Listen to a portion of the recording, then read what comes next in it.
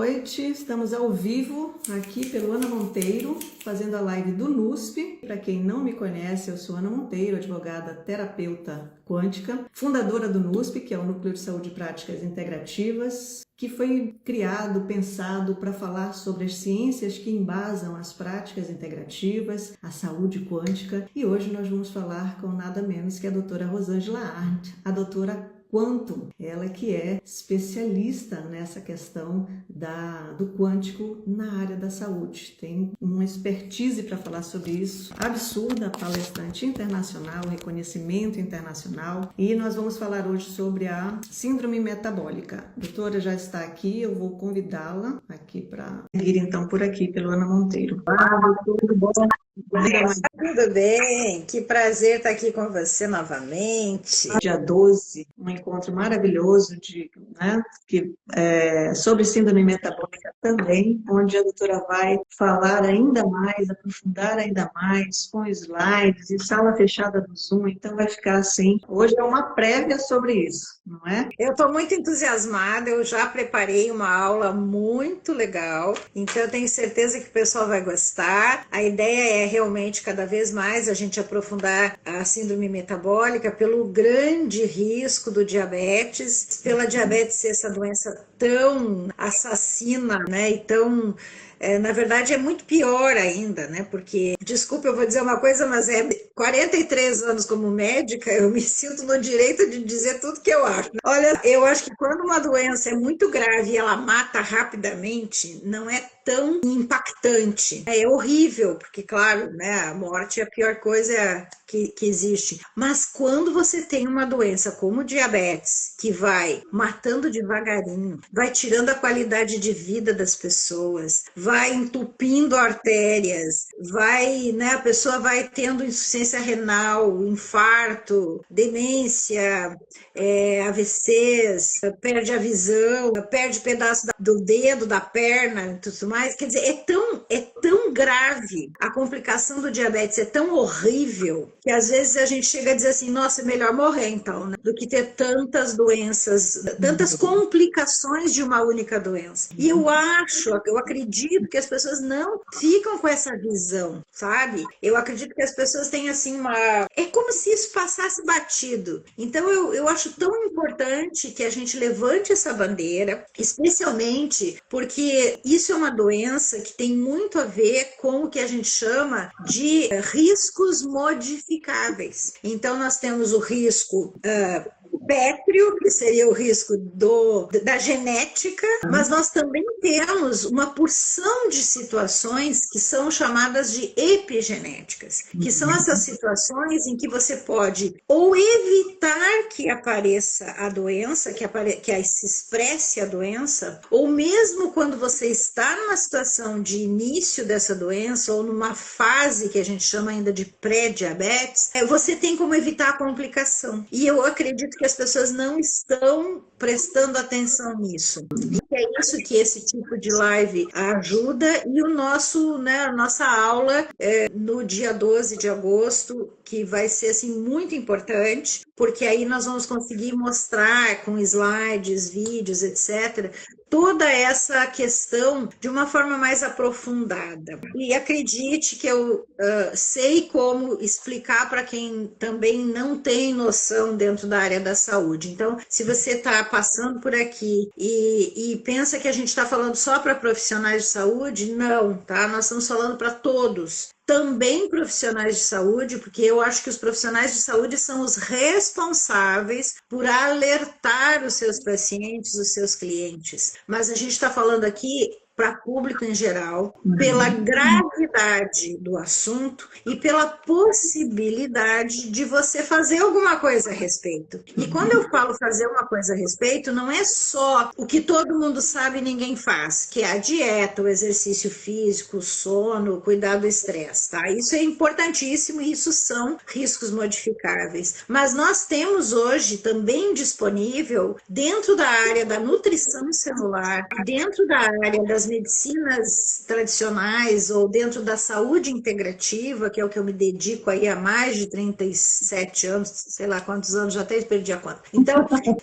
dentro dessa área, nós temos hoje várias coisas que nós podemos fazer. Então, nós temos desde lançar mão de suplementos que podem ajudar, como também utilizar produtos que hoje estão disponíveis no Brasil e que nós podemos utilizar. É só a gente conhecer. E é aquilo que todo mundo sabe, gente. O conhecimento é empoderador. Quando você tem noção do que está acontecendo, você tem o conhecimento, óbvio que você consegue perfeitamente dar conta do resto. Quer tomar atitude. Porque também não adianta você ter um conhecimento que você não vai usar. E se você não usa, não valeu nada, não valeu como conhecimento, né? Então eu acredito que o saber, ele só tem valor quando você aplica. Exatamente. Doutora, como a Laura falou, a gente tem aqui tanto profissionais da saúde, quanto pessoas que não são realmente da área da medicina. Então, eu gostaria que a senhora falasse um pouco sobre o que é a síndrome metabólica, para dar continuidade, então, nesse assunto tão importante. Perfeito. Então,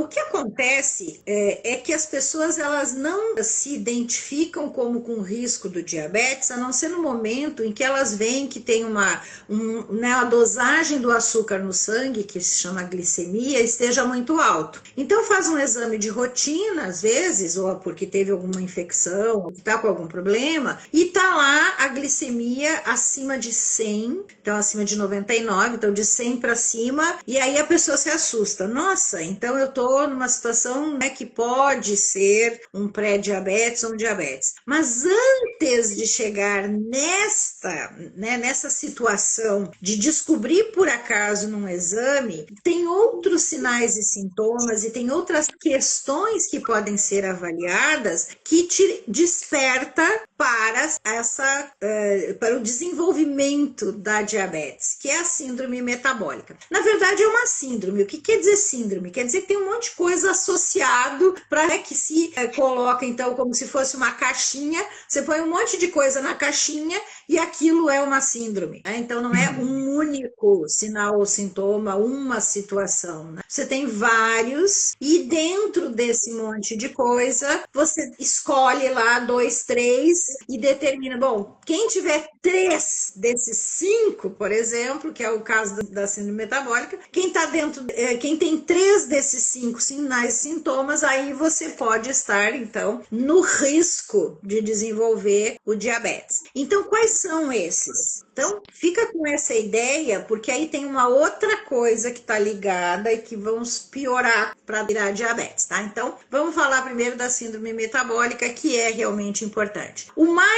O que mais chama atenção, sem precisar da ajuda do serviço de saúde, é o tamanho da barriga, tá? Então, a medida da circunferência abdominal. E quando a gente fala em medir circunferência, é uma fita métrica que você vai passar na tua barriga. É exatamente isso. Só que não é no umbigo. A gente às vezes tem o umbigo caído, tem gente que faz plástica, sobe o umbigo, então não é o umbigo. Você vai botar a fita métrica exatamente na metade entre a última costela flutuante e a crista ilíaca, que é o ossinho aqui do quadril. Tá? Então, entre a última costela e a crista ilíaca, você vai passar a fita métrica no meio, bem no meio. Se nos homens der 102 centímetros ou mais e nas mulheres der 88 centímetros ou mais, você já tem risco de desenvolver alguma coisa. Eu vou dizer para você que é raro você encontrar hoje um adulto que não tenha essas barriguinhas maiorzinhas, né? Então, isso é a primeira coisa que a gente tem que prestar atenção. A segunda questão vai ser numa dosagem do que a gente chama dos lipídios, das gorduras do sangue, que vai ser o colesterol, mas não é a dosagem do colesterol total que interessa. Por quê? Porque quem começou a falar de síndrome metabólica, que foi risco cardiovascular, lá atrás, né, talvez uns 30 anos atrás, os cardiologistas, e tem até um bem famoso que juntou tudo isso, eles começaram a se dar conta que as pessoas que ao longo da vida desenvolviam esses né, essas situações, elas tinham um risco de 5 vezes maior de ter infarto, por exemplo. Então, eles começaram a cadastrar esses riscos, e foi aí que surgiu essas medidas.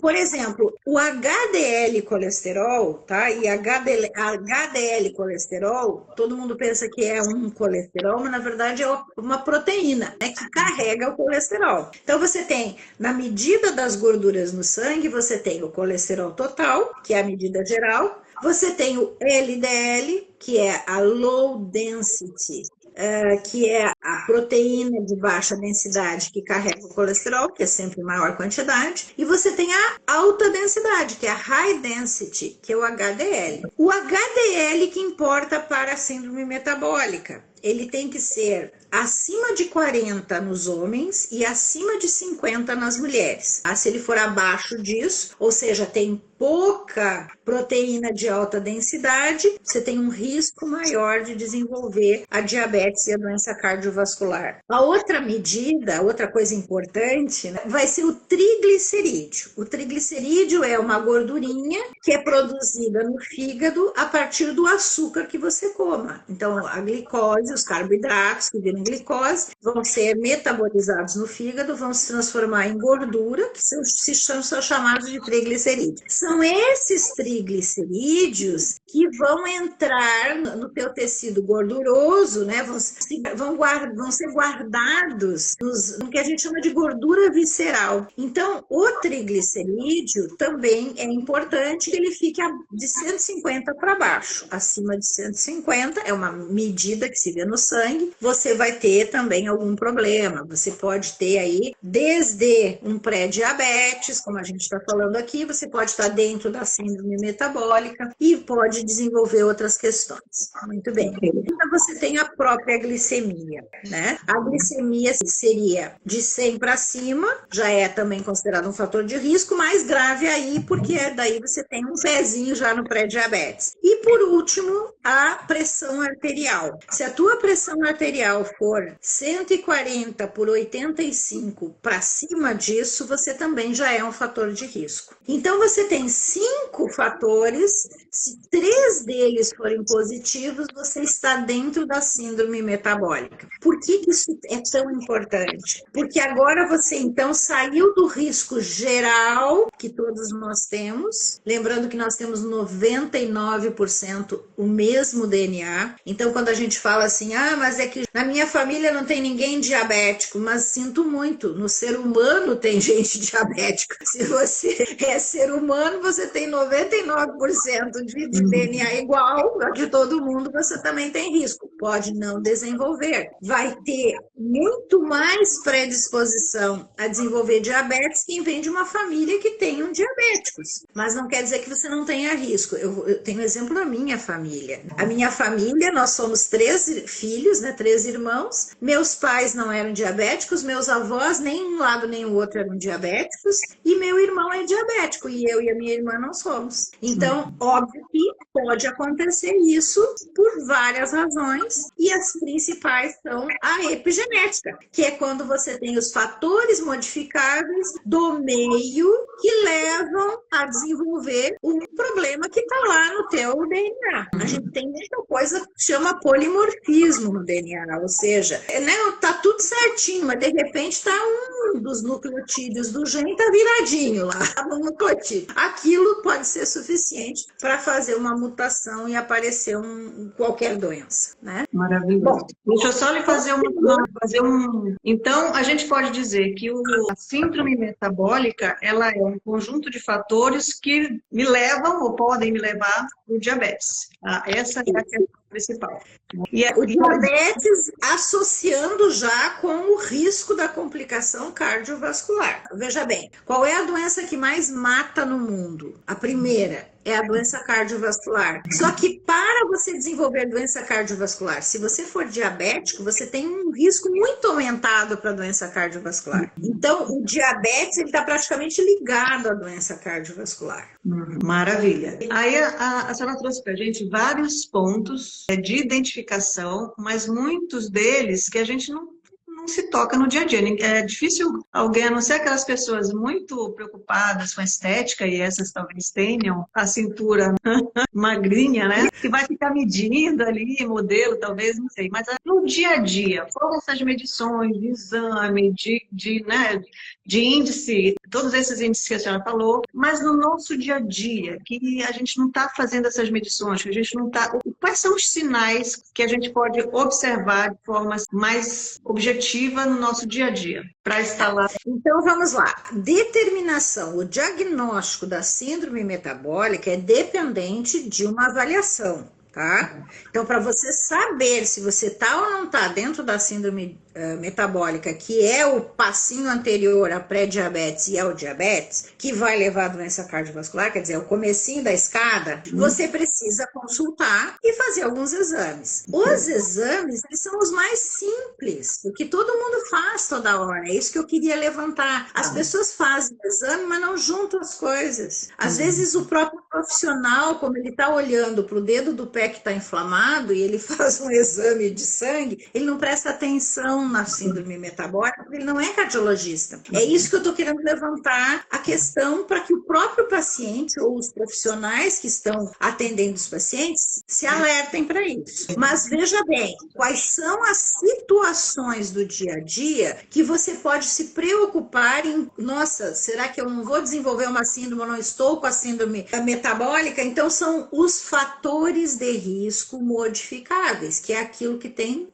no dia a dia na tua vida. Começando por sedentarismo. Então, se você é uma pessoa sedentária, fique alerta. É muito provável que você vai poder desenvolver essa síndrome ou já está na síndrome. Porque o sedentarismo, ele é muito mais grave. Para você ter uma ideia, existem trabalhos científicos que dizem que a chance de uma pessoa diabética morrer por um infarto é 5 vezes maior se ela for sedentária.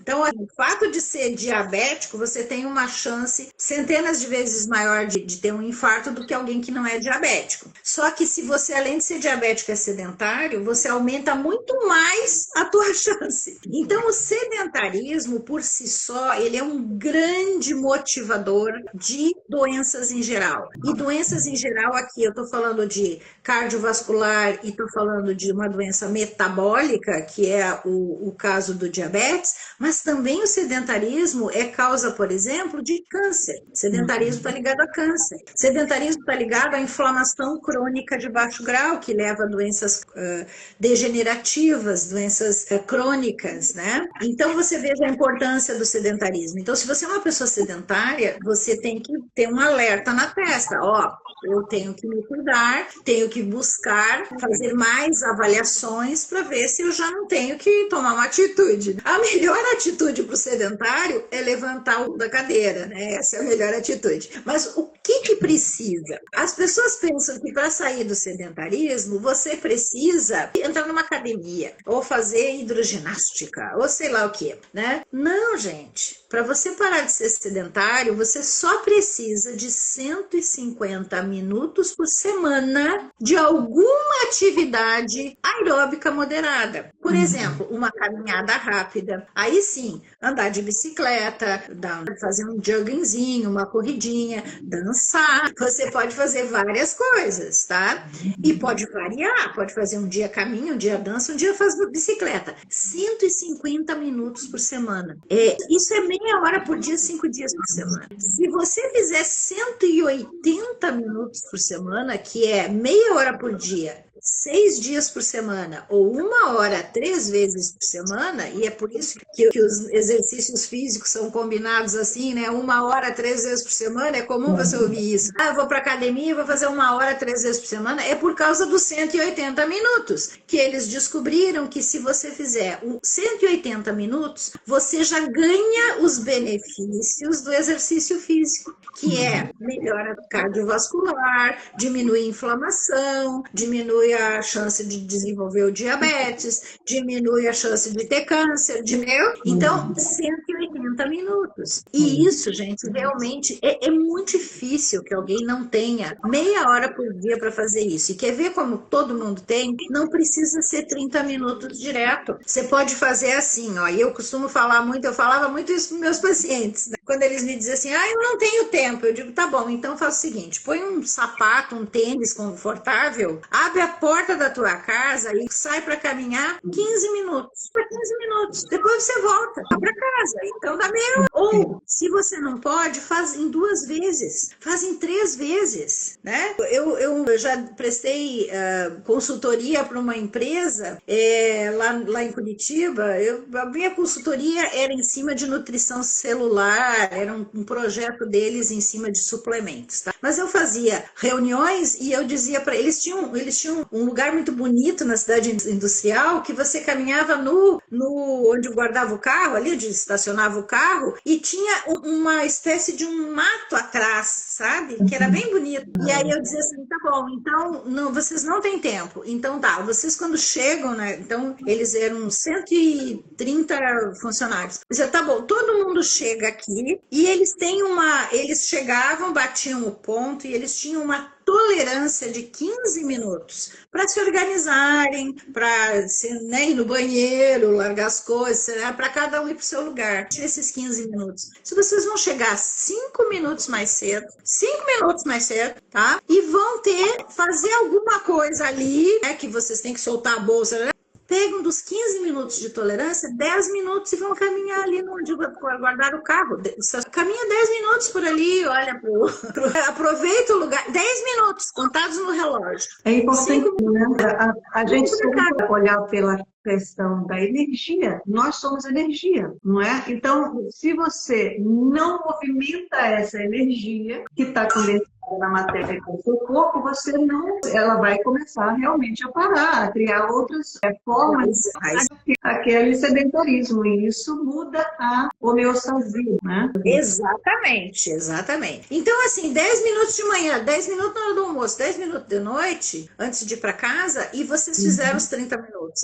Então não tem desculpa, sabe? Não tem desculpa. Você tá aqui sentado no computador, eu que faço muito home office hoje, eu levanto, juro para vocês que eu faço isso. Eu levanto às vezes e faço, sabe, tem um negócio que eu adoro, que é um tal de Qigong, não sei se vocês conhecem. É um exercício lá. Eu até aprendi com um carinha aí da internet mesmo, do YouTube. O Qigong, ele tem uns movimentos assim muito legais, é chinês o negócio. E sabe, eu levanto aqui mesmo no meu escritório, eu levanto e faço ali, ó, quando eu vejo passou 10 minutos eu fazendo aquele negócio que é gostoso, né? O negócio, ele mexe os braços, ele vai para cima, é uns negócios assim bem legal. Essa é uma ideia, tá, gente? Podia até pular corda, podia caminhar na volta da casa, quer dizer, tem muita coisa para se fazer, né? Quem mora em apartamento, sube e desce 3 andares. Então, é muito tranquilo você se organizar para sair do sedentarismo. E eu vejo que isso é fundamental. A segunda coisa que é altamente preocupante é o que a gente chama de ambientes obesogênicos. Né? Ambientes obesogênicos, né? Isso é um nome bem chique para dizer, é lugar onde se come só bobagem. Então é mais ou menos assim.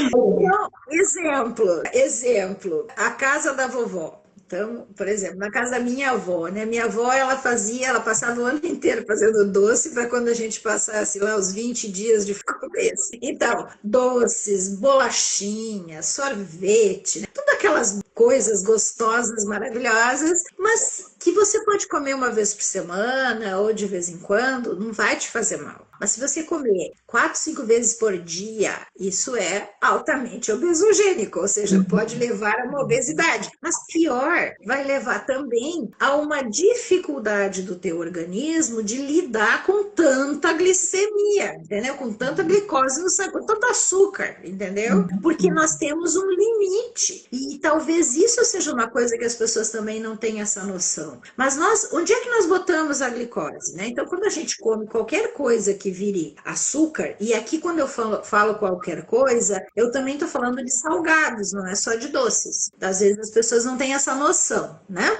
Mas olha só, batata inglesa, né? A batata inglesa é um carboidrato simples, é um amido, então ela vai se transformar em glicose.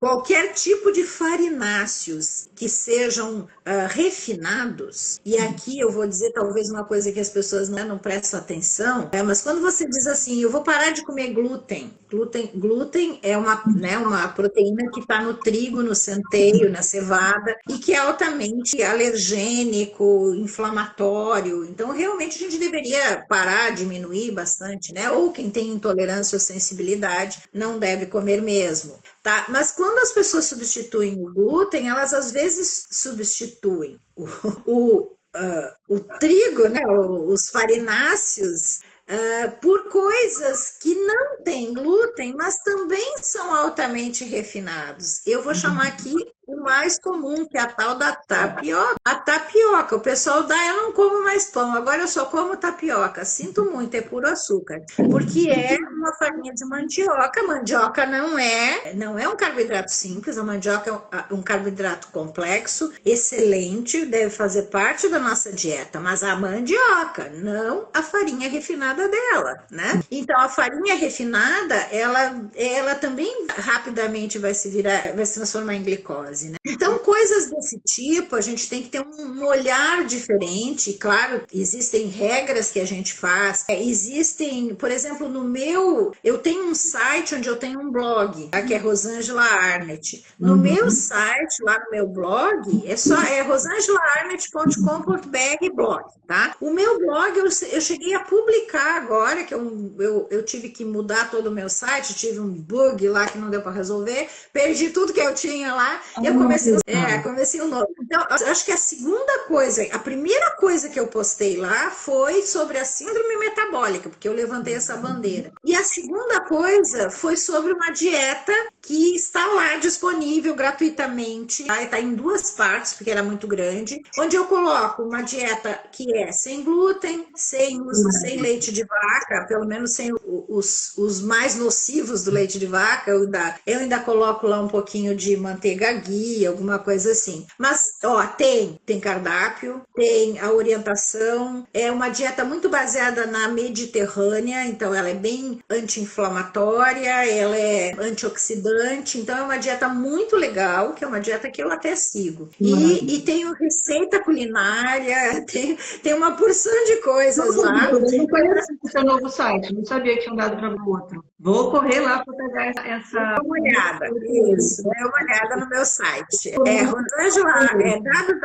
www.rosangela, Rosangela Arnett, os 2 As no meio, .com.br. É esse o site. O Cláudio fez um comentário aqui: exercício físico é algo negociável nos tratamentos de saúde, com certeza. Eu sei que a senhora está trabalhando hoje, mentorando essa questão, não falhou a memória, mas eu queria que a senhora falasse sobre esse novo produto, esses produtos que tem no mercado e que são muito eficazes para que a gente trate isso, para a gente evitar as complicações disso, para melhorar a saúde, o bem-estar. Perfeito. Então, assim, o levantar a bandeira da prevenção é fundamental. Eu sei que eu já fui muito disruptiva, porque eu levantei uma bandeira muitos anos atrás, 20 anos atrás, do uso de produtos que eram baseados na física quântica. 20 anos atrás. Falar por mim, né? Super encantada e envolvida com a física quântica na possibilidade de resolução, tanto de questões de saúde quanto de questões de conflito, levando esse conhecimento para as questões de conflitos relacionais entre a quântica. Mas nós temos aqui uma doutora que há 20 anos já... É isso aí. E eu também sou responsável por ter conseguido que o MEC, o Ministério da Educação, no Brasil, autorizasse a primeira pós-graduação em saúde quântica, autorizada então pelo MEC no Brasil. Então a gente também trouxe essa visão dentro da academia, como a gente diz, para que as pessoas entendessem que isso tudo que a gente está falando é ciência, né? Então, cada vez mais, hoje eu fico muito feliz de ver que tem cursos, extensões universitárias, pós-graduações, tem trocentas mil coisas já, E eu continuo com a Escola Internacional de Desenvolvimento, que é, na verdade, uma parceria, né? A Ana pode até falar sobre isso, que é uma grande parceira também. Então, a gente tem desde pós-graduação lá em terapia vibracional quântica, a gente também tem. Eu tenho 2 cursos lá que eu amo, que eu fiz assim com o maior prazer, que são extensões universitárias, são cursos menores, que é o Biologia Quântica, e o outro é despertar o seu poder, né, de autocura. Desperte. São 2 cursos que eu amo e que foi com o maior prazer que eu gravei esses cursos, né? São realmente bem interessantes. Mas, na verdade, o que eu estou querendo colocar aqui é que, como eu levantei essa bandeira 20 anos atrás e tanta coisa aconteceu, e eu sei que eu sou responsável por muito disso, eu agora quero levantar a bandeira da prevenção. E a prevenção, não só a prevenção dentro da linha que nós estamos discutindo aqui do diabetes, da doença cardiovascular, da síndrome metabólica, mas também, e isso é muito importante, a prevenção do câncer, gente. E nós tivemos recentemente, aí nos últimos anos, uma substância, né, dentro, totalmente nova, colocada, né? Eu fico muito triste de saber que 80% da população adulta no Brasil se inoculou com essa substância, que é uma substância que hoje está mais do que comprovado, e a gente estava falando isso desde a época, né? Mas nós fomos... Nossa, eu tive várias lives tiradas do meu canal, eu entrei em Shadow Band, não, foi um rolo isso aí, mas faz parte, né? A gente falando justamente que não tinha confirmação científica nenhuma, não tinha tempo nenhum para se acreditar nessas RNAs, né, essas bioinoculações, e hoje está comprovado que as pessoas que eram mais sensíveis, então não é todo mundo, tá, gente? Não quero criar alarde, mas existem pessoas que têm uma sensibilidade maior, têm uma dificuldade maior de manter íntegro o seu DNA, essas pessoas, elas, que a gente acredita que seja em torno de 30% das inoculadas, elas estão num risco maior de desenvolver as doenças crônico-degenerativas e principalmente cardiovasculares e câncer. Então, quando você olha para isso e quando você vê tudo o resto que acontece, quando você vê que a maior causa de morte é a doença cardiovascular que vem dessas situações que a gente está falando, quando você vê que a segunda maior causa de morte é o câncer e a gente tem como prevenir, nós temos que levantar essa bandeira da prevenção. Isso é fundamental. Então, eu estou aqui convidando vocês para, dentro dessa proposta, né, também serem, né, verdadeiras pessoas que vão usar essa bandeira com os seus parentes, clientes, né, os seus pacientes, os amigos, as pessoas na sua volta. A gente, quando se reúne, a gente fala tanta bobagem, vamos falar uma coisa séria, vamos prevenir, vamos falar uma coisa que seja importante. Né? E, em função disso, né, chegou no Brasil há pouco tempo, aí deve ser o que? Deve estar agora uns 4 ou 5 meses no Brasil, um produto que é um herbal da medicina tradicional chinesa, que tem uma formulação especial patenteada. E por que eu estou dizendo isso? Porque eu moro nos Estados Unidos há 2 anos já, né? E aí eu estou interferindo no Brasil com as pessoas que me conhecem e com esse público todo que eu faço mentorias e consultorias, para que as pessoas aprendam sobre isso. Hoje nós temos à nossa disposição, claro que com responsabilidade, porque é um produto que tem uma ação farmacológica, mas com muita tranquilidade também, nós podemos utilizar um produto que vai fazer prevenção. Então, ele vai entrar nesta proposta que eu estou dando aqui. Tá? Quem quiser conhecer mais, eu tenho um grupo no Telegram, tá?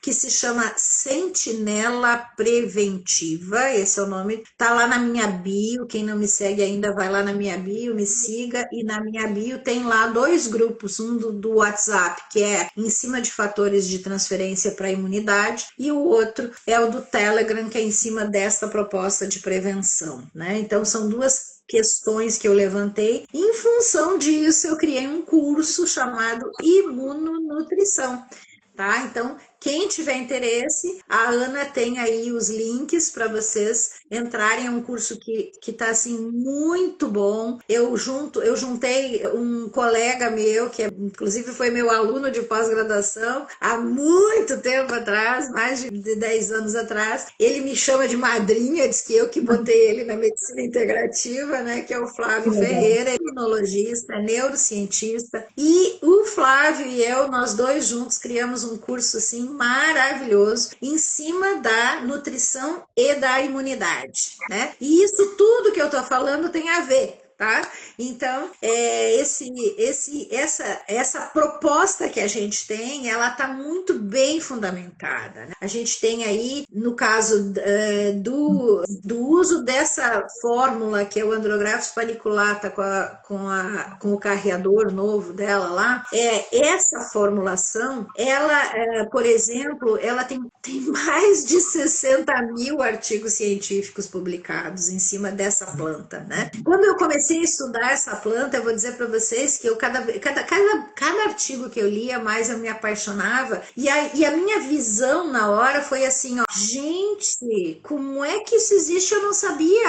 A gente tem uma noção de que a gente sabe meio que não. E eu dizia assim, como é que eu não sabia? E aí eu começava a pensar assim, mas Deus é fantástico, Deus é maravilhoso. Ele lá atrás, imagina, se é da medicina tradicional chinesa, derivada da medicina ayurveda, essa planta é usada na saúde há mais de 5.000 anos. Então você veja o quanto que nós temos na natureza uma possibilidade fantástica de fazer isso que eu estou falando, prevenção. Né? E essa planta ela trata e também previne, né? Então isso tudo que eu estou falando aqui é uma luz imensa no fim de um túnel, né? Porque nós temos a questão dos fatores que a gente chama de modificáveis, que eu estava dando aqui, que é o caso da dieta, né? Então as pessoas que têm uma predileção por comer coisas doces, muito farináceo, muito fast food, eu entendo que as pessoas hoje têm essa facilidade, né, de comprar tudo empacotadinho, e aqui nos Estados Unidos é muito pior, tá, gente? É uma coisa de louco aqui, é tudo empacotado, é assim absurdo. Então, como nós temos uma praticidade que engoliu essa coisa de você cozinhar, de você preparar o seu alimento. Então, e aí os industrializados, é muita porcaria que a gente come. Tem uma pergunta aqui da Inês, que ela fala assim, boa noite, doutora. Os pães low carb são menos nocivos do que os de farinha de trigo, apesar de serem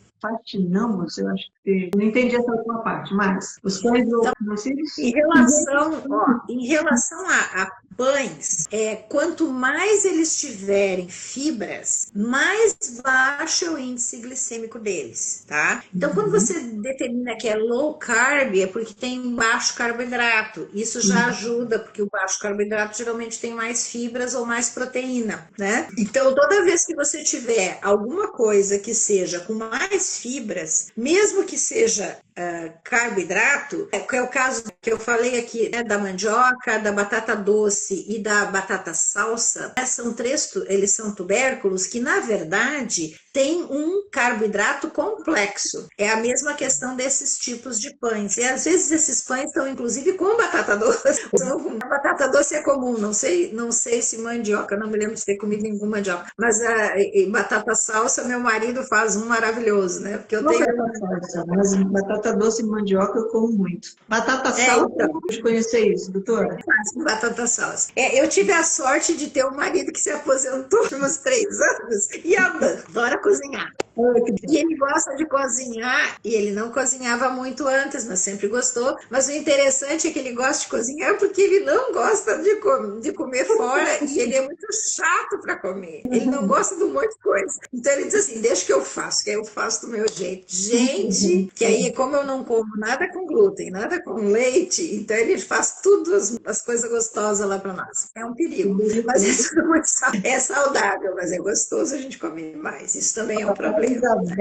Isabela Mascarenhas comentou aqui que fez o curso da imunonutrição e recomenda. Fez a diferença para ela.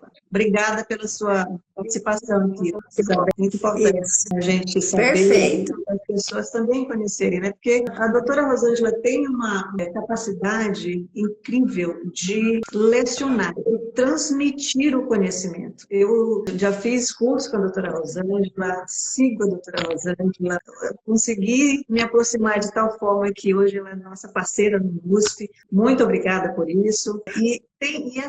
Isso é um diferencial absurdo. Além do conhecimento que é muito profundo, a capacidade que ela tem de conversar tanto com profissionais muito experientes, quanto com pessoas que não têm. Gente, eu sou advogada. O primeiro curso que eu fiz com a doutora Rosângela, dentro desse universo da saúde quântica, parecia que eu já sabia, parecia que eu já vinha da saúde, né? Então, não foi nada complexo a compreensão. É claro que você tem isso, né, gente? Mas é muito palatável, né? Muito palatável.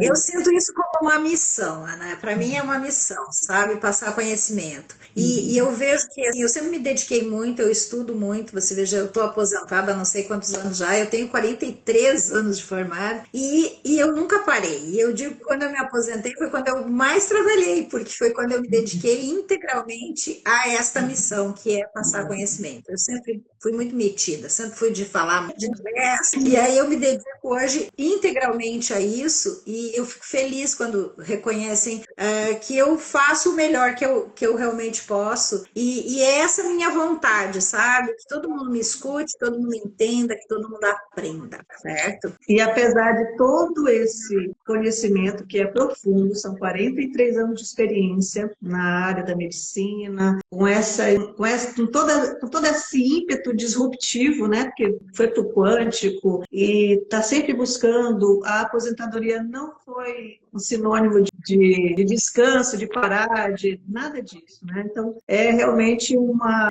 inspiração para todos nós aqui. Obrigada. E, além de tudo, está sempre dando e mostrando também o lado humano e a Viola falou agora, como é que eu não sabia disso, né? Então, tem profissionais que se acham tão máximos que não admitiriam isso em público, não saber de algo, ter conhecido algo depois de tantos anos, eu não sabia disso, e falar com essa tranquilidade, com essa simpatia, graciosidade, né, doutora Olga? E aí, então, assim, só para a gente fechar a ideia, né, da síndrome metabólica, a gente falou aqui dessa possibilidade das pessoas que ficam comendo o tempo todo. Então, a parte da dieta é importante, a parte do exercício físico também é importante, mas tem uma outra questão que não está dentro da síndrome metabólica, mas também está ligado a isso, e é algo que desenvolve também a diabetes, meio que concomitante, né? E uma complicando a outra, que se chama resistência à insulina. E eu vejo isso como um grande fator também importante. E o que é resistência à insulina? Eu vou dizer uma coisa para vocês muito importante. Quem tem síndrome do pânico tem resistência à insulina. E às vezes são magros, tá? A resistência à insulina está muito ligada a pessoas mais gordinhas, né? Obesidade, coisa assim. Mas na verdade você pode ter resistência à insulina em qualquer situação de peso.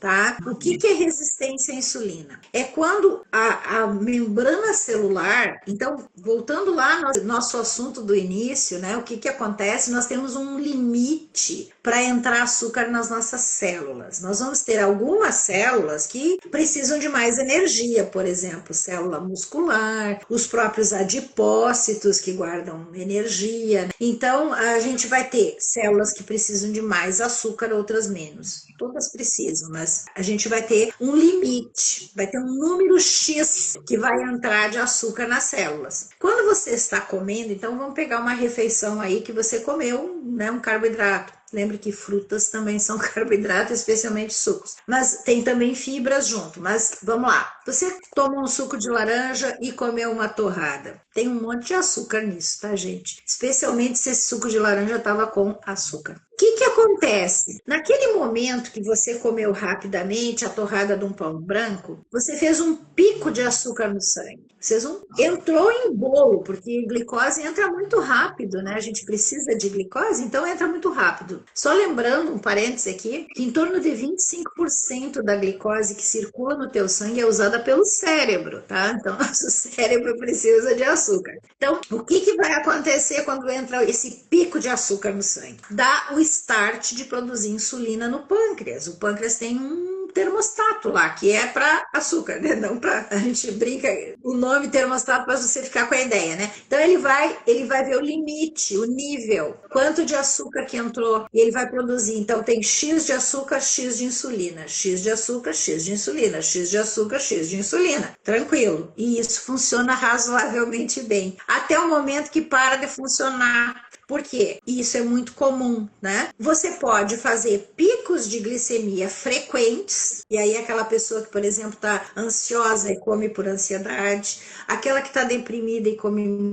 coisas muito doces por causa lá da serotonina, né? Que precisa de doce. Então, você pode tentar fazer compensação, né? Que é a tal da fome compensatória, por uma questão emocional que é extremamente comum, né? E aí, o que vai acontecer? Dá um descompasso e o teu pâncreas se atrapalha. Isso pode ser por rotinas erradas, mas também pode vir da questão genética, tá? A gente tem os dois lados da moeda. Mas o que acontece quando o pâncreas se atrapalha? Ele pode produzir muita insulina, mais do que o necessário. Só que dentro da célula nós temos toda uma parafernália, né? Temos todo um mecanismo que vai pegar o açúcar que vai na membrana celular, tem que abrir uma porta para aquele açúcar, entrar a glicose. A glicose é altamente ácida, ela é muito acidificante. Então ela não pode entrar na célula assim. Ela tem que ser acolhida pelo GLUT4, que é uma proteína que a célula produz e que vai na boquinha da entrada lá da célula, da membrana, e engloba a molécula de glicose e leva para onde tem que levar para fazer energia, tá?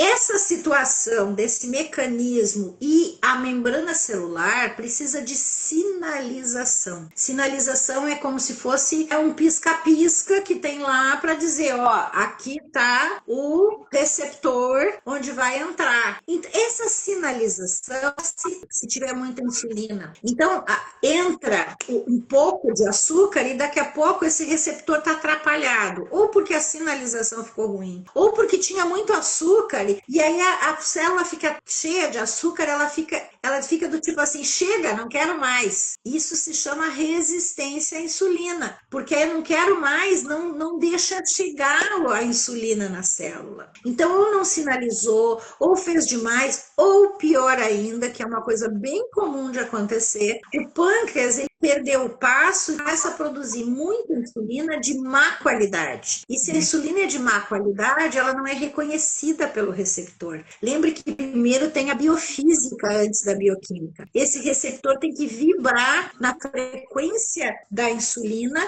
a insulina tem que vibrar na frequência própria dela para eles poderem se encontrar, entendeu? Então nós precisamos da vibração correta. Se essa insulina está sendo de má qualidade, a vibração dela está errada.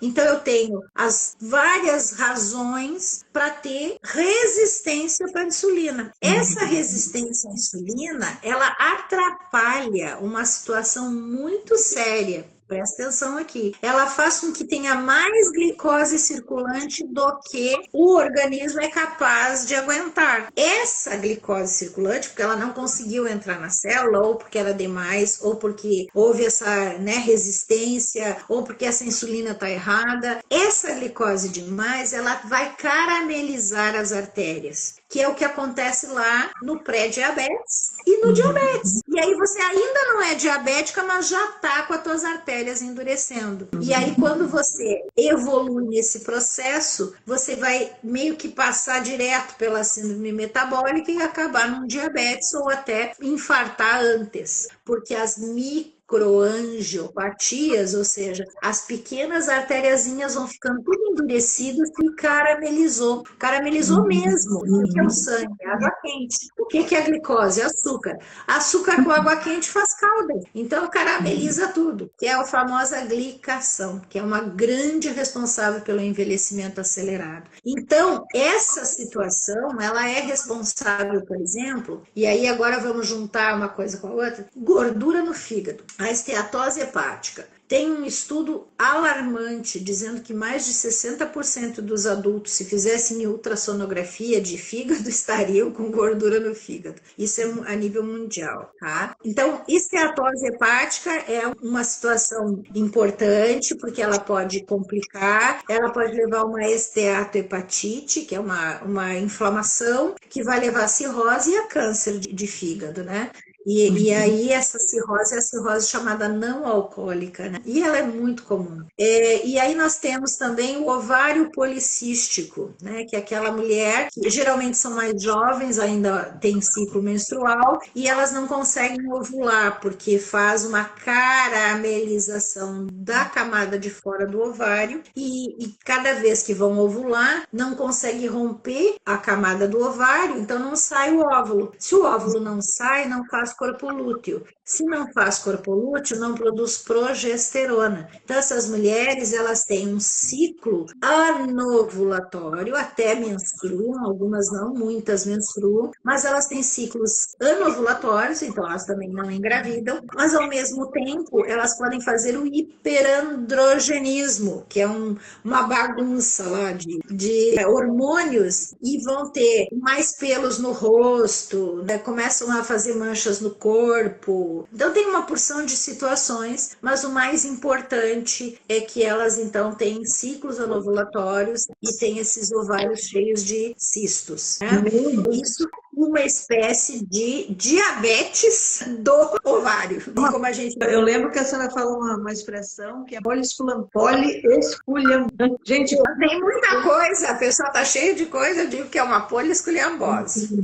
é muito deletério, muito deletério. E é uma coisa que foi colocado para a gente como algo gostoso, normal, né? E aí vem questão de indústria e tudo. Mas é uma coisa assim, que a gente realmente deveria tirar totalmente, né, doutora, da nossa dieta. E os médicos, vou ler aqui uns comentários, a Thaís falou, e os médicos mandam tomar anticoncepcional, na sequência da sua explicação de tudo isso, né? Que na verdade o ovário policístico, eles tentam compensar com anticoncepcional a bagunça hormonal que tá, né? Mas o correto é tratar a resistência à insulina, tá, gente? E hoje nós temos, como eu falei, a gente tem esse produto, que é um produto, ele é produzido aqui nos Estados Unidos e tem logística no Brasil, tem estoque no Brasil, e que é algo assim que eu pessoalmente fiquei impressionada e fiquei muito feliz de ter sido convidada até para ajudar a disseminar essa ideia, né? E principalmente a parte do conhecimento, né, gente? O conhecimento, porque é fundamental que as pessoas se alertem para isso que a gente está falando. E não é tomar uma cápsula, é todo o conjunto, né, de cuidar da dieta, de sair do sedentarismo. A gente está querendo fazer uma revolução mesmo de prevenção de doenças em geral. Tá? Porque esta proposta ela é uma proposta que vai também evitar outras doenças graves, até doenças autoimunes. Qual era essa raiz que faz parte dessa planta? Assim, a planta se chama Andrographis paniculata, tá? A Andrographis paniculata, ela é um herbal da MTC, da medicina tradicional chinesa. O grande diferencial, e que faz toda a diferença, e olha, gente, eu li mais de 100 artigos científicos escolhidos a dedo, nos mais de 60 mil. Então, o grande diferencial é o carreador. Então, eles conseguiram criar, inclusive está patenteada essa fórmula, é uma fórmula patenteada, que vem com um carreador, que é um carreador, olha a importância disso que eu vou dizer para vocês. O carreador nessa formulação, ele é uma parte da membrana celular. Então, ele ajuda na sinalização, exatamente onde eu falei aqui, a importância disso na resistência à insulina, né? Então, e também isso é importante no câncer, porque o que acontece com a célula cancerígena? Ela se esconde do sistema imunológico por falta de sinalização. Se você melhorar a sinalização da membrana celular na célula cancerígena, e a própria Andrographis paniculata faz isso, melhorar a ação e a quantidade de natural killers, que são as nossas células do sistema imunológico que matam as células cancerígenas, se você fizer isso, você não vai deixar o câncer se desenvolver. Então, quando você olha para esse produto, ele é incrível, ele é maravilhoso mesmo, né? Porque você pode, uma coisa que é natural, que tem um carreador bioidêntico à nossa membrana celular, você facilmente vai conseguir ajudar. Tá? Mas como eu falei, precisa dar uma estudada nisso, tá, gente? A gente, dia 12 de agosto, vai fazer uma aula muito completa. Eu vou colocar todas essas questões aí da resistência à insulina, da diabetes, das complicações do diabetes, né? Porque quando a gente fala, as pessoas às vezes, não, isso não vai acontecer comigo. Eu sinto muito dizer para vocês, tá? Mas é inexorável, tá?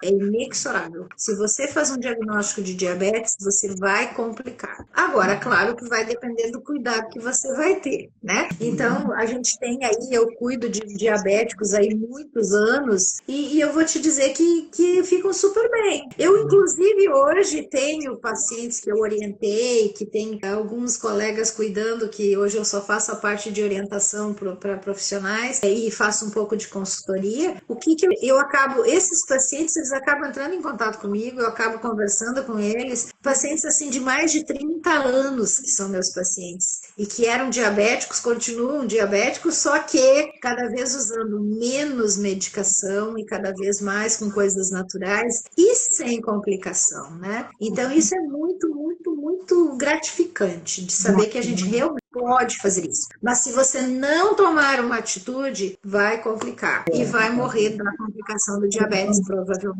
São duas coisas muito importantes, né? A gente está falando aqui do cuidado já com a questão do corpo, de quando isso já está instalado. Não posso deixar de falar também que a gente precisa cuidar das emoções, porque quando já está instalado no corpo, nós temos emoções que estão ligadas a isso, são informações vibracionais da biofísica, né? Então nós temos informações vibracionais que vibram dentro da gente, que produzem emoções, que geram questões orgânicas na matéria. Então a gente precisa tratar a matéria, é óbvio que sim, mas a gente precisa também tratar as questões informacionais que geram as nossas emoções, que muitas vezes a gente nem sabe o que está lá no nosso inconsciente. Isso é muito importante, não é, doutora? Inês falou, doutora, falando sobre leite, o leite de cabra é um produto menos alérgico ou alergênico? Muito pouco menos. Então vamos lá. A diferença do leite de cabra para o leite de vaca é que o leite de vaca ele é mais manipulado e ele fica pior no sentido da industrialização. E o de cabra é um pouco menos industrializado, né? E, por exemplo, o queijo de cabra, que tem muito menos lactose, é um queijo mais saudável, certo? Mas eu vou dizer que a grande maioria das pessoas que são intolerantes à proteína do leite de vaca acabam também fazendo intolerância à proteína do leite de cabra. Tá? Dos leites, qual é o melhor leite? Tá? Se fosse possível a gente usar, né? É o de ovelha. O leite de ovelha é o que é menos alergênico para ser humano. A gente não tem leite de ovelha para beber, mas existe queijo de ovelha, né? Então dá para a gente comer o queijinho de ovelha de vez em quando. O de búfala também, o queijo de búfala é menos ruim do que o queijo de leite de vaca, tá? Então, assim, o ideal mesmo é a gente só usar eventualmente, não fazer isso como regra. E uma coisa que eu sempre falo do leite de vaca, gente, e eu posso dizer tranquilamente para vocês, porque fazem mais de 10 anos que eu não tomo leite, não como nada de leite de vaca. Por uma razão muito simples, tá? Eu fiz um exame de DNA e descobri que eu tenho um polimorfismo. E aí eu comecei a me dar conta de um monte de coisas. Eu disse, não, eu prefiro não comer, tá? Mas não precisa fazer isso. Vocês não precisam fazer exame de DNA. O que acontece com o que a gente precisa ter em mente? Que nós somos seres mamíferos. Se nós somos mamíferos, nós temos que mamar quando nós somos pequenos o leite materno, que é o leite do ser humano. Essa é a ideia. Tudo que a gente, presta atenção nisso, tudo que a gente faz de alimentação com leite de outro animal é uma agressão proteica ao nosso corpo, porque o nosso sistema imunológico, ele identifica que aquele leite não é nosso, entenderam? Então, o ideal é a gente reservar para momentos especiais, a gente comer alguma coisa que seja de outro leite, tá? Que seria eventual, mas a gente pode comer sem leite, a gente pode comer sem queijo.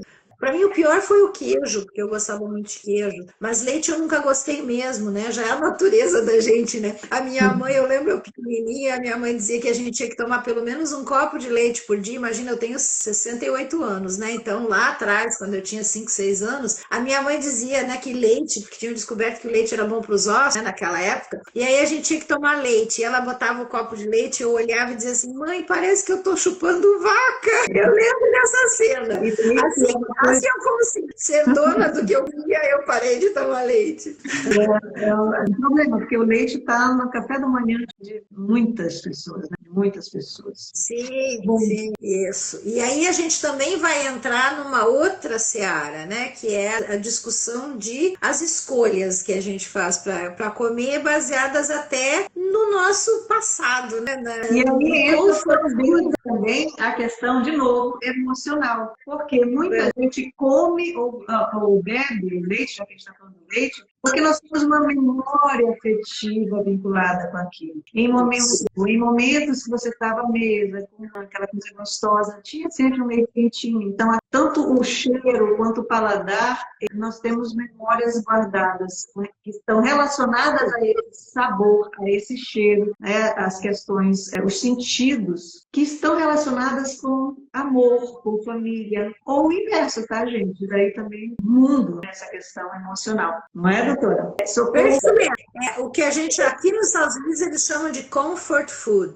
É o comfort food. E assim a gente está muito acostumado com essas coisas, né? A minha avó, ela era de origem portuguesa, casada com um francês. Então ela fazia comidas maravilhosas e muitos doces maravilhosos. E ela fazia uma coisa chamada papo de anjo e ambrosia, né? Então, só para vocês saberem que são aquelas coisas antigas, né? Por exemplo, e muita coisa com leite, né? Então, eu tenho essa memória afetiva em relação a esses doces antigos, tanto que quando eu vou a Portugal, gente, eu juro que eu fico igualzinha a cachorro da frente daquele negócio lá dos frangos, né? Inclusive, tem umas confeitarias, né, maravilhosas em Portugal. Agora até vou dizer para vocês que eu estou muito...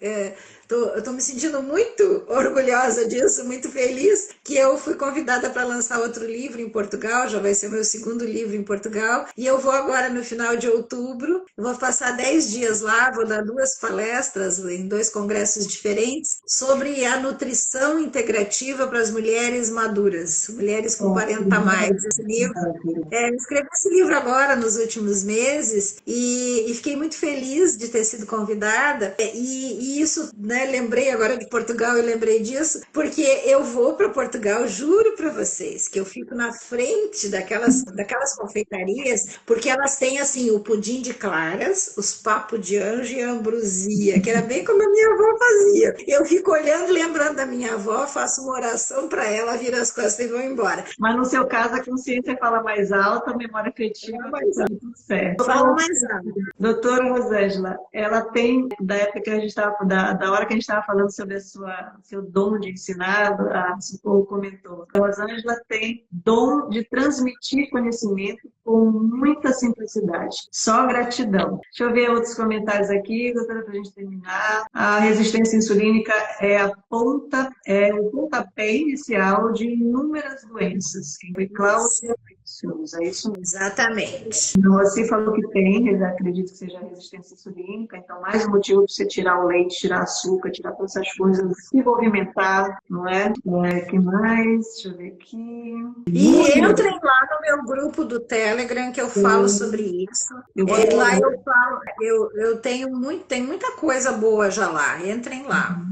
O Júnior falou assim, Júnia Não é Júnior, não sei se é Júnior ou Júnior. Minha querida, alô da Também fiz minha. o curso, ela fala assim, também fiz o curso de imunonutrição. Fantástico, doutora Rosângela e do Flávio. Aí a Juliana falou, eles formam uma dupla dinâmica perfeita. Maravilha, obrigada, meu Deus, pelo esclarecimento. A Juniá falou, doutora, o ovário policístico tem alguma relação com diabetes tipo 3? Então, a diabetes tipo 3 ela é uma diabetes cerebral, tá? Que tem a ver também com essa questão da resistência à insulina. Nós não temos GLUT4 nas células do cérebro, tá? Então, que é aquela ideia lá do metabolismo. Então, essa é a grande questão da diabetes tipo 3, né? E a resistência à insulina está intimamente ligada a isso, certo, gente? Então, podem ficar tranquilos que a gente aborda isso também, e eu vou abordar isso também aqui no dia 12 de agosto. A dia 12 de agosto é imperdível. Vejam aí para Ana, porque eu criei uma aula maravilhosa, mas se preparem porque ela vai ter mais de 2 horas. É isso aí. Quem ainda não se inscreveu, gente, inscreva-se. O valor da inscrição é simbólico, é muito só para você realmente se comprometer com a gente, estar aqui tá? Com a gente. Então, doutora, acho que é isso. Muito obrigada mais uma vez pela sua gentileza, pela sua simpatia, pela sua parceria. Muito obrigada mesmo. Eu convido a todos que estão aqui a seguirem o NUSP. Quem está aqui com a gente, sigam o NUSP, tá bom? A gente faz lives toda terça-feira, geralmente às 19 horas, salvo alguma questão extra aí de algum convidado, mas informa. Estamos sempre aqui trazendo informações de muita relevância para a saúde, para o bem-estar, para que a gente fuja dessa questão de só medicamento, medicamento, medicamento. Eu acho que eu vi aqui que alguém está perguntando do link da inscrição, onde é que faz a inscrição para o dia 12. No NUSP, tem lá a postagem da síndrome metabólica, da web, e tem o link. Mas eu vou, nesta live aqui, vai ficar gravada, vai ficar nessa minha página no inteiro, no NUSP, provavelmente na doutora Rosângela também, e aí eu vou fazer um link para informar vocês também, tá bom? E qualquer coisa no comentário, podem perguntar, entre em contato que eu mando aqui direto, sem problema nenhum, tá bom, gente? Temos mais uma pergunta aqui, doutora. Doutora, e sobre a caneta Ozempic, que o diabético usa e agora virou uma febre nacional para o emagrecimento, e o quanto é prejudicial ao corpo se a pessoa não é diabética e usa? Agora precisamos de mais 1 hora de live para explicar isso. Mas eu vou ser bem rapidinha aqui, tá? Então, a primeira coisa importante é que essas drogas que eles fizeram, né, que são... Que não é ligado com insulina, mas seria para diabéticos, né? Eles trabalham o outro lado, porque a gente não tem só a insulina. O pâncreas produz também outros hormônios, né? Como é o caso do glucagon, que vai fazer esse controle, né, da produção da insulina e da questão da glicose. E essas drogas, elas interferem no outro lado do pâncreas, que não nas células beta que produzem insulina. O que tem hoje já determinado? Primeiro, aqui nos Estados Unidos também é uma febre, mas já tem um movimento contra muito grande. Por quê? Primeira coisa fundamental que vocês têm que lembrar é que a partir do 3º ano, então usa 2 anos, do 3º ano em diante, ela não só para de ter o efeito emagrecedor, tá? Que não é para todo mundo, mais ou menos uns de 35% a 40% das pessoas que usam essas canetas não emagrecem 1 grama, alguns até engordam, tá? Então não é que todo mundo emagrece, mas quem emagrece a partir do 3º ano se adapta de tal forma que ganha peso novamente e ganha um peso maior do que o que perdeu, tá? Isso é importante, isso não é dito, né? Até porque esse produto é, né? Então ele tem todo um comércio por ele. Mas o mais grave não é isso. O mais grave é as lesões pancreáticas e o desencadeamento de câncer de pâncreas, que é muito maior nas pessoas que fazem esse tipo de uso desse tipo de medicamento, tá?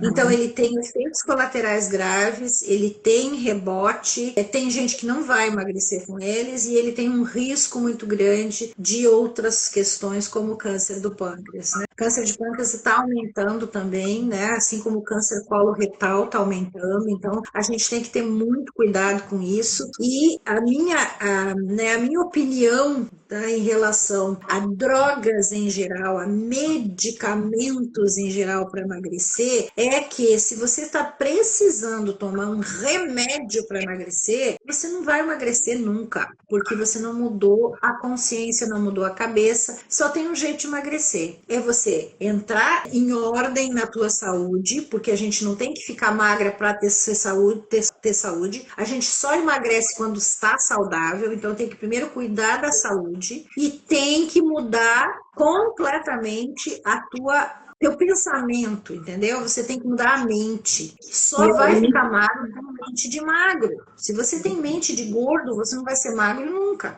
Então, essa situação, ela é fundamental. E aí, doutora, eu vou complementar, trazendo de novo para a questão, né, da importância de trabalhar a mente, as informações que a gente carrega, que são essas memórias. A Ana Voss comentou aqui, eu tenho memória afetiva com relação ao leite. Não consigo largar o leite. É cultural. Então, a Fernanda, que também é a nossa conselheira aqui do NUSP, comentou, a questão do leite é cultural. Mas então, aí a gente precisa trabalhar essa informação que é cultural, que é uma memória afetiva, que está no nosso campo informacional e que nos leva a ter esse comportamento. A informação vibracional gera um sentimento e tem caminhos neuronais que sustentam o comportamento. Né? Então, a gente produz, né? Uma coisa talvez que seja fundamental de ficar clara aqui, é que toda vez que você tem um pensamento que se mantém mais do que 45 segundos, ele produz um neurotransmissor, ele tem um neuropeptídeo. Então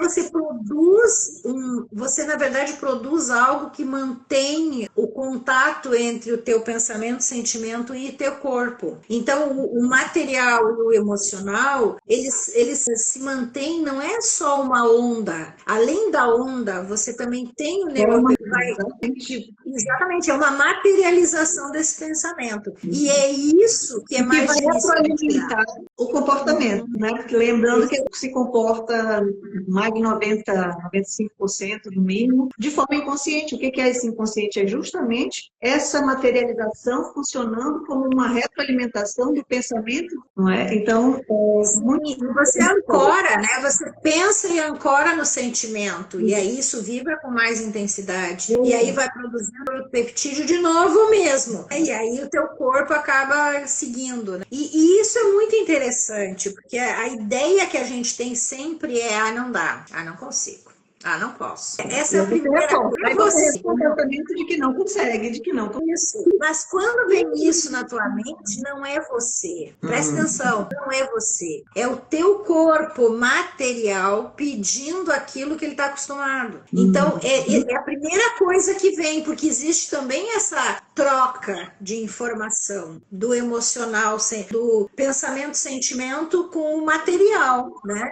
Então, no momento que isso vem, você tem que cortar isso, né? Existem várias técnicas, tá, gente? Eu gosto mesmo do Ho'oponopono, né? Você cancela, ó, cancela. E é isso aí. E é impressionante que são coisinhas simples que fazem toda a diferença. E é possível mudar. E, por exemplo, né, eu sempre procuro formas simplificadas para ajudar as pessoas, né? Então, por exemplo, né, na questão do pãozinho, né? Eu sempre tive muito paciente que dizia assim para mim, mas doutora, e agora? Eu não vou mais comer meu pãozinho francês quentinho de manhã, né? Eles falavam, parecia que tinha boca quando eu falava do francês. E aí, o que você tem que fazer nesse momento? Você tem que substituir isso por alguma coisa que também te dá prazer, né? Por algo que seja saboroso. Não é assim, tirar ponto, tá? Nunca mais vou comer um pão francês. Você vai se determinando, né? E vai deixando para depois, e você vai criando, você pode criar um acordo com você mesmo, né? Você pode criar, por exemplo, no começo, quando você tem que fazer uma mudança muito drástica na tua vida, restringida de alimentos por questões de saúde, reserva sempre 2 refeições por semana para comer bobagem. Porque pensa bem, você faz 3 refeições por dia, são 21 refeições numa semana. Reserva 2, que pode ser, por exemplo, o sábado e o domingo, né? O jantar de sábado e o almoço de domingo,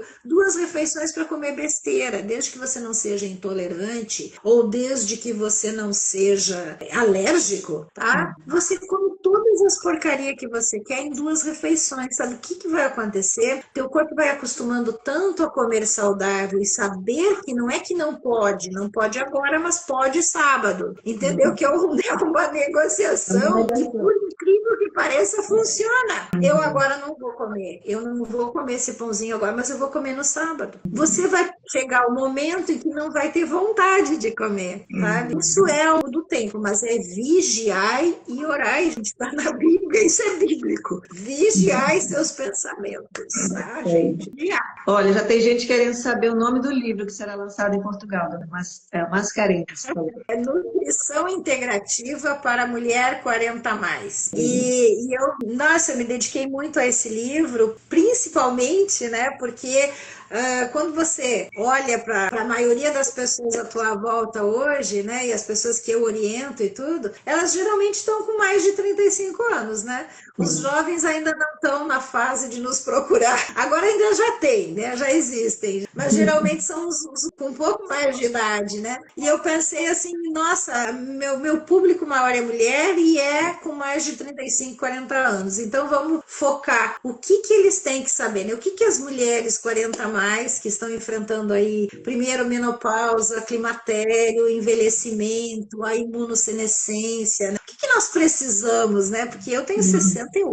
Então, o que nós precisamos saber em termos de nutrição integrativa? E aí eu fui fazendo e fui escrevendo e eu gostei muito. Mas eu sou suspeita, porque tudo que eu faço eu gosto. Porque enquanto eu não gostei, não é tudo que eu gosto. A gente também. Tudo que a senhora faz, a gente gosta. Ó, a Kel falou assim, doutora Rosângela fez mudanças maravilhosas na minha vida. Gratidão. Aí, doutora. Ai, que bom. Enche meu coração. Na vida de muitos, de muitos.